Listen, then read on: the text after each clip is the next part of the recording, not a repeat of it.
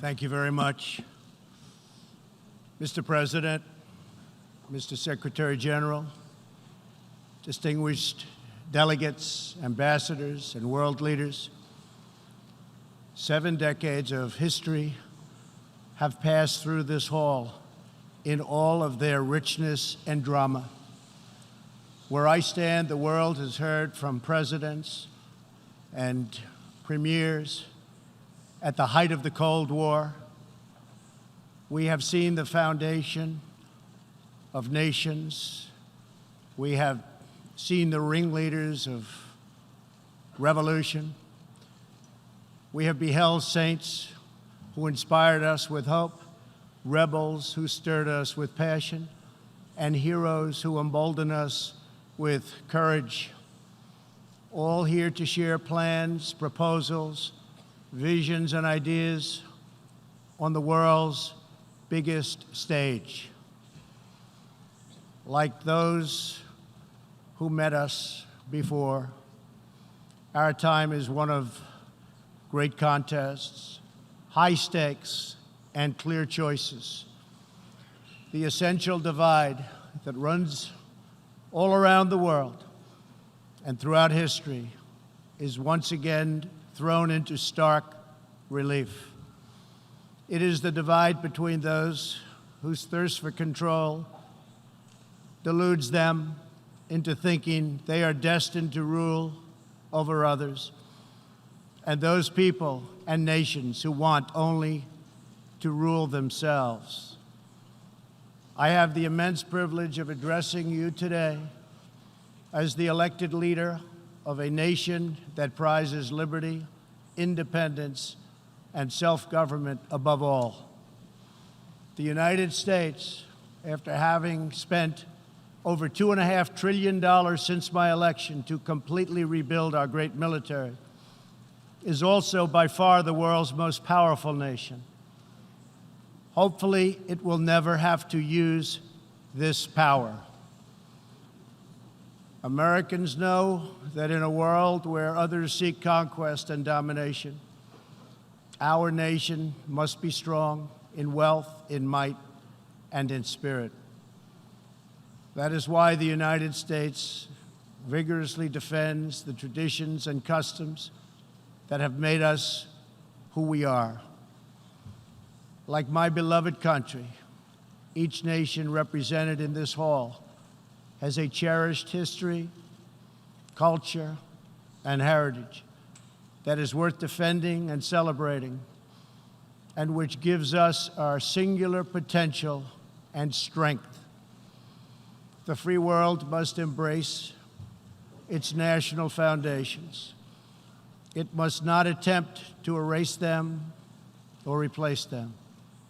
Looking around and all over this large, magnificent planet, the truth is plain to see. If you want freedom, take pride in your country. If you want democracy, hold on to your sovereignty. And if you want peace, love your nation. Wise leaders always put the good of their own people and their own country first. The future does not belong to globalists. The future belongs to patriots.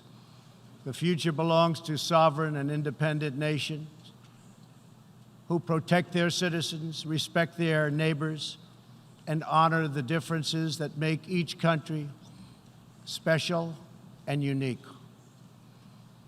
It is why we in the United States have embarked on an exciting program of national renewal. In everything we do, we are focused on empowering the dreams and aspirations of our citizens. Thanks to our pro-growth economic policies, our domestic unemployment rate reached its lowest level in over half a century. Fueled by massive tax cuts and regulations cuts, jobs are being produced at a historic rate. 6 million Americans have been added to the employment rolls in under 3 years. Last month, African American, Hispanic American, and Asian American unemployment reached their lowest rates ever recorded. We are marshaling our nation's vast energy abundance, and the United States is now the #1 producer of oil and natural gas anywhere in the world. Wages are rising, incomes are soaring, and 2.5 million Americans have been lifted out of poverty in less than 3 years. As we rebuild the unrivaled might of the American military, we are also revitalizing our alliances by making it very clear that all of our partners are expected to pay their fair share of the tremendous defense burden which the United States has borne in the past. At the center of our vision for national renewal is an ambitious campaign to reform international trade. For decades, the international trading system has been easily exploited by nations acting in very bad faith. As jobs were outsourced, a small handful grew wealthy at the expense of the middle class. In America, the result was 4.2 million lost manufacturing jobs and $15 trillion in trade deficits over the last quarter century. The United States is now taking that decisive action to end this grave economic injustice. Our goal is simple. We want balanced trade that is both fair and reciprocal. We have worked closely with our partners in Mexico and Canada to replace NAFTA with the brand new and hopefully bipartisan U.S.-Mexico-Canada agreement. Tomorrow, I will join Prime Minister Abe of Japan to continue our progress in finalizing a terrific new trade deal. As the United Kingdom makes preparations to exit the European Union, I have made clear that we stand ready to complete an exceptional new trade agreement with the UK that will bring tremendous benefits to both of our countries.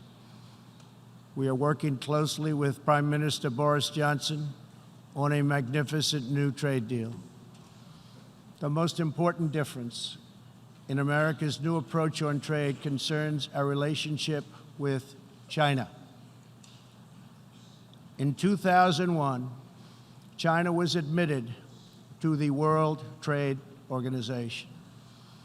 Our leaders then argued that this decision would compel China to liberalize its economy and strengthen protections to provide things that were unacceptable to us, and for private property, and for the rule of law. 2 decades later, this theory has been tested and proven completely wrong.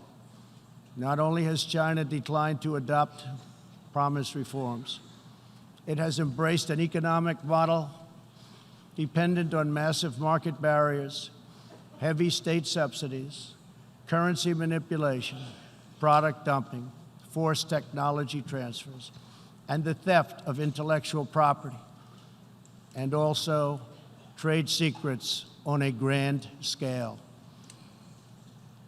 As just one example, I recently met the CEO of a terrific American company, Micron Technology, at the White House. Micron produces memory chips used in countless electronics. To advance the Chinese government's 5-year economic plan, a company owned by the Chinese state allegedly stole Micron's designs, valued at up to $8.7 billion. Soon, the Chinese company obtains patents for nearly an identical product, and Micron was banned from selling its own goods in China. But we are seeking justice. The United States lost 60,000 factories after China entered the WTO. This is happening to other countries all over the globe. The World Trade Organization needs drastic change. The second largest economy in the world should not be permitted to declare itself a developing country in order to game the system at others' expense. For years, these abuses were tolerated, ignored, or even encouraged. Globalism exerted a religious pull over past leaders, causing them to ignore their own national interests. But as far as America is concerned, those days are over. To confront these unfair practices, I placed massive tariffs on more than $500 billion worth of Chinese-made goods. Already, as a result of these tariffs, supply chains are relocating back to America and to other nations, and billions of dollars are being paid to our Treasury. The American people are absolutely committed to restoring balance to our relationship with China. Hopefully, we can reach an agreement that will be beneficial for both countries. But as I have made very clear, I will not accept a bad deal for the American people. As we endeavor to stabilize our relationship, we're also carefully monitoring the situation in Hong Kong. The world fully expects that the Chinese government will honor its binding treaty made with the British and registered with the United Nations, in which China commits to protect Hong Kong's freedom, legal system, and democratic ways of life. How China chooses to handle the situation will say a great deal about its role in the world in the future. We are all counting on President Xi as a great leader. The United States does not seek conflict with any other nation. We desire peace, cooperation, and mutual gain with all. But I will never fail to defend America's interests. One of the greatest security threats facing peace-loving nations today is the repressive regime in Iran. The regime's record of death and destruction is well known to us all. Not only is Iran the world's #1 state sponsor of terrorism, but Iran's leaders are fueling the tragic wars in both Syria and Yemen. At the same time, the regime is squandering the nation's wealth and future in a fanatical quest for nuclear weapons and the means to deliver them. We must never allow this to happen. To stop Iran's path to nuclear weapons and missiles, I withdrew the United States from the terrible Iran nuclear deal, which has very little time remaining, did not allow inspection of important sites, and did not cover ballistic missiles. Following our withdrawal, we have implemented severe economic sanctions on the country. Hoping to free itself from sanctions, the regime has escalated its violent and unprovoked aggression. In response to Iran's recent attack on Saudi Arabian oil facilities, we just imposed the highest level of sanctions on Iran's central bank and sovereign wealth fund. All nations have a duty to act. No responsible government should subsidize Iran's bloodlust. As long as Iran's menacing behavior continues, sanctions will not be lifted. They will be tightened. Iran's leaders will have turned a proud nation into just another cautionary tale of what happens when a ruling class abandons its people and embarks on a crusade for personal power and riches. For 40 years, the world has listened to Iran's rulers as they lash out at everyone else for the problems they alone have created. They conduct ritual chants of death to America and traffic in monstrous anti-Semitism. Last year, the country's supreme leader stated Israel is a malignant, cancerous tumor that has to be removed and eradicated. It is possible, and it will happen. America will never tolerate such anti-Semitic hate. Fanatics have long used hatred of Israel to distract from their own failures.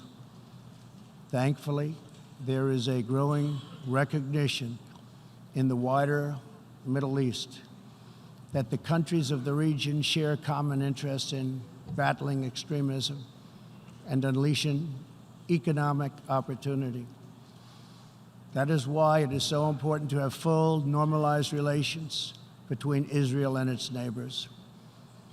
Only a relationship built on common interests, mutual respect, and religious tolerance can forge a better future. Iran's citizens deserve a government that cares about reducing poverty, ending corruption, and increasing jobs, not stealing their money to fund and massacre abroad and at home. After 4 decades of failure, it is time for Iran's leaders to step forward and to stop threatening other countries and focus on building up their own country. It is time for Iran's leaders to finally put the Iranian people first. America is ready to embrace friendship with all who genuinely seek peace and respect. Many of America's closest friends today were once our greatest foes. The United States has never believed in permanent enemies. We want partners, not adversaries. America knows that while anyone can make war, only the most courageous can choose peace. For this same reason, we have pursued bold diplomacy on the Korean Peninsula. I have told Kim Jong-un what I truly believe, that like Iran, his country is full of tremendous untapped potential, but that to realize that promise, North Korea must denuclearize. Around the world, our message is clear. America's goal is lasting. America's goal is harmony. And America's goal is not to go with these endless wars, wars that never end. With that goal in mind, my administration is also pursuing the hope of a brighter future in Afghanistan. Unfortunately, the Taliban has chosen to continue their savage attacks. We will continue to work with our coalition of Afghan partners to stamp out terrorism, and we will never stop working to make peace a reality. Here in the Western Hemisphere, we are joining with our partners to ensure stability and opportunity all across the region. In that mission, one of our most critical challenges is illegal immigration, which undermines prosperity, rips apart societies, and empowers ruthless criminal cartels. Mass illegal migration is unfair, unsafe, and unsustainable for everyone involved. The sending countries and the depleted countries, and they become depleted very fast, but their youth is not taken care of, and human capital goes to waste. The receiving countries are overburdened with more migrants than they can responsibly accept, and the migrants themselves are exploited, assaulted, and abused by vicious coyotes. Nearly 1/3 of women who make the journey north to our border are sexually assaulted along the way. Yet here in the United States and around the world, there is a growing cottage industry of radical activists and non-governmental organizations that promote human smuggling. These groups encourage illegal migration and demand erasure of national borders. Today I have a message for those open border activists who cloak themselves in the rhetoric of social justice. Your policies are not just. Your policies are cruel and evil. You are empowering criminal organizations that prey on innocent men, women, and children. You put your own false sense of virtue before the lives, well-being, and countless innocent people. When you undermine border security, you are undermining human rights and human dignity. Many of the countries here today are coping with the challenges of uncontrolled migration. Each of you has the absolute right to protect your borders. And so, of course, does our country. Today, we must resolve to work together to end human smuggling, end human trafficking, and put these criminal networks out of business for good. To our country, I can tell you sincerely, we are working closely with our friends in the region, including Mexico, Canada, Guatemala, Honduras, El Salvador, and Panama, to uphold the integrity of borders and ensure safety and prosperity for our people. I would like to thank President López Obrador of Mexico for the great cooperation we are receiving and for right now putting 27,000 troops on our southern border. Mexico is showing us great respect, and I respect them in return. The U.S., we have taken very unprecedented action to stop the flow of illegal immigration. To anyone conducting crossings of our border illegally, please hear these words. Do not pay the smugglers. Do not pay the coyotes. Do not put yourself in danger. Do not put your children in danger, because if you make it here, you will not be allowed in. You will be promptly returned home. You will not be released into our country. As long as I am President of the United States, we will enforce our laws and protect our borders. For all of the countries of the Western Hemisphere, our goal is to help people invest in the bright futures of their own nation. Our region is full of such incredible promise, dreams waiting to be built, and national destinies for all. And they are waiting also to be pursued. Throughout the hemisphere, there are millions of hardworking, patriotic young people eager to build, innovate, and achieve. But these nations cannot reach their potential if a generation of youth abandon their homes in search of a life elsewhere. We want every nation in our region to flourish and its people to thrive in freedom and peace. In that mission, we are also committed to supporting those people in the Western Hemisphere who live under brutal oppression, such as those in Cuba, Nicaragua, and Venezuela. According to a recent report from the UN Human Rights Council, women in Venezuela stand in line for 10 hours a day waiting for food. Over 15,000 people have been detained as political prisoners. Modern-day death squads are carrying out thousands of extrajudicial killings. The dictator Maduro is a Cuban puppet protected by Cuban bodyguards, hiding from his own people, while Cuba plunders Venezuela's oil wealth to sustain its own corrupt communist rule.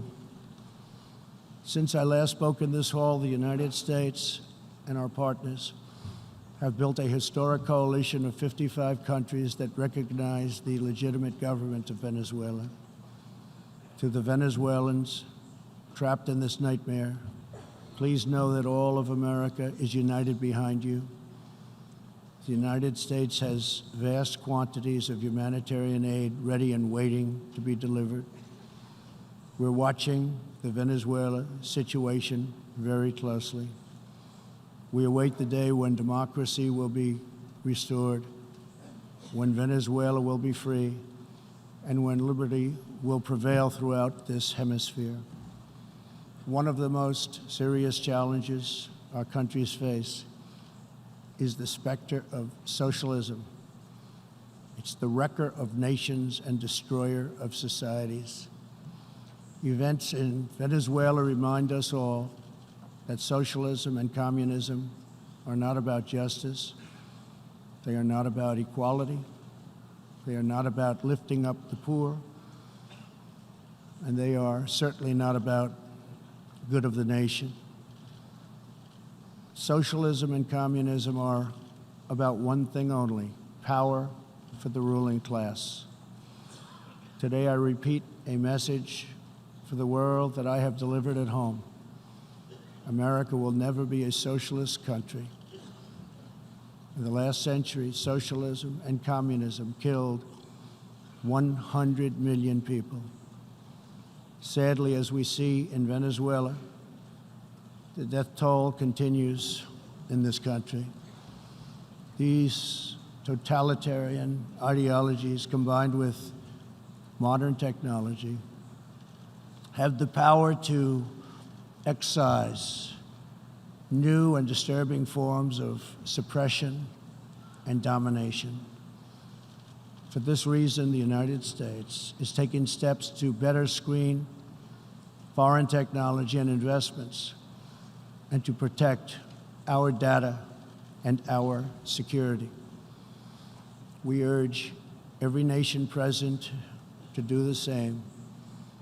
Freedom and democracy must be constantly guarded and protected, both abroad and from within. We must always be skeptical of those who want conformity and control. Even in free nations, we see alarming signs and new challenges to liberty.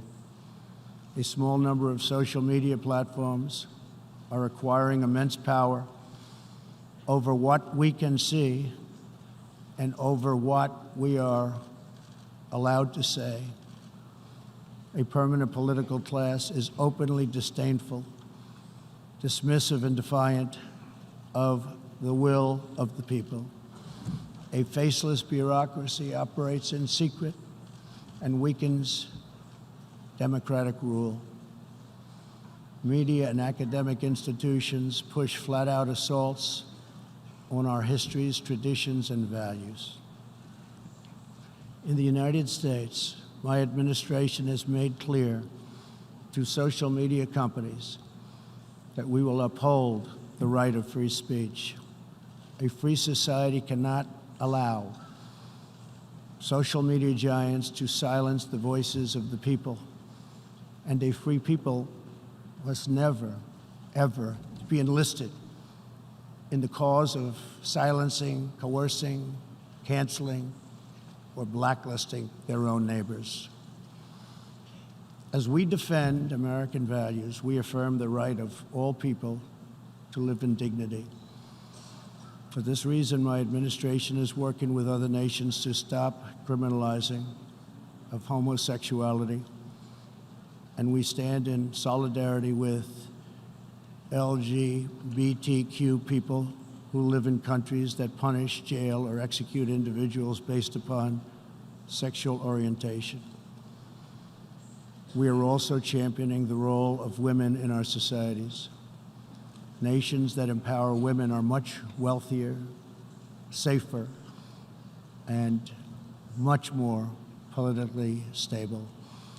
It is therefore vital not only to a nation's prosperity, but also is vital to its national security to pursue women's economic development.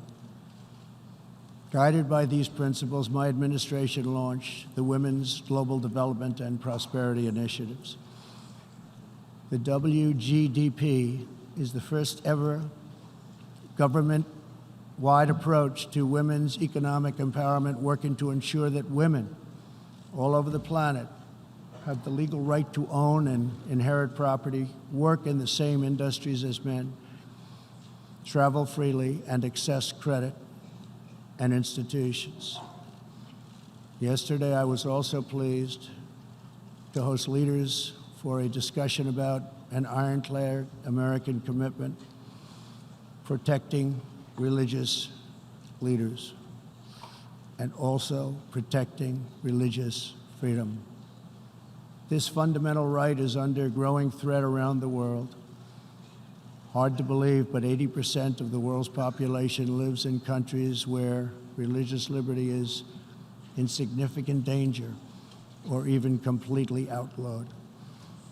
Americans will never fire or tire in our effort to defend and promote freedom of worship and religion. We want and support religious liberty for all. Americans will also never tire of defending innocent life.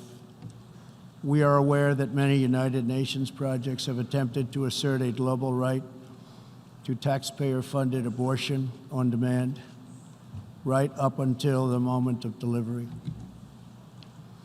Global bureaucrats have absolutely no business attacking the sovereignty of nations that wish to protect innocent life.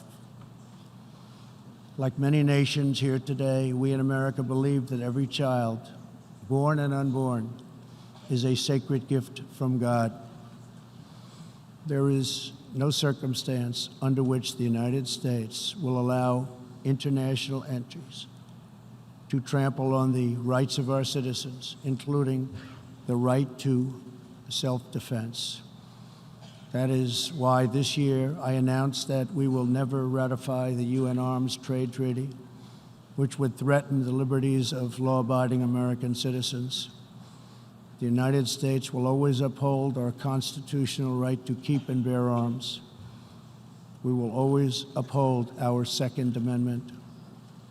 The core rights and values America defends today were inscribed in America's founding documents. Our nation's founders understood that there will always be those who believe they are entitled to wield power and control over others.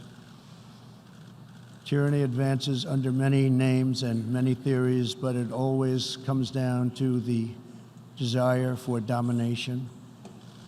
It protects not the interests of many, but the privilege of few. Our founders gave us a system designed to restrain this dangerous impulse. They chose to entrust American power to those most invested in the fate of our nation, a proud and fiercely independent people. The true good of a nation can only be pursued by those who love it, by citizens who are rooted in its history, who are nourished by its culture, committed to its values, attached to its people, and who know that its future is theirs to build or theirs to lose. Patriots see a nation and its destiny in ways no one else can. Liberty is only preserved, sovereignty is only secured, democracy is only sustained, greatness is only realized by the will and devotion of patriots. In their spirit is found the strength to resist oppression, the inspiration to forge legacy, the goodwill to seek friendship, and the bravery to reach for peace. Love of our nations makes the world better for all nations. So to all the leaders here today, join us in the most fulfilling mission a person could have, the most profound contribution anyone can make. Lift up your nations, cherish your culture, honor your histories, treasure your citizens, make your country strong and prosperous and righteous, honor the dignity of your people, and nothing will be outside of your reach. When our nations are greater, the future will be brighter, our people will be happier, and our partnerships will be stronger. With God's help, together we will cast off the enemies of liberty and overcome the oppressors of dignity. We will set new standards of living and reach new heights of human achievement. We will rediscover old truths, unravel old mysteries, and make thrilling new breakthroughs. And we will find more beautiful friendship and more harmony among nations than ever before.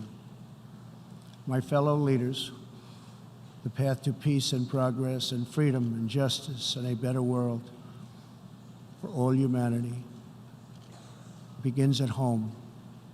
Thank you. God bless you. God bless the nations of the world. And God bless America. Thank you very much.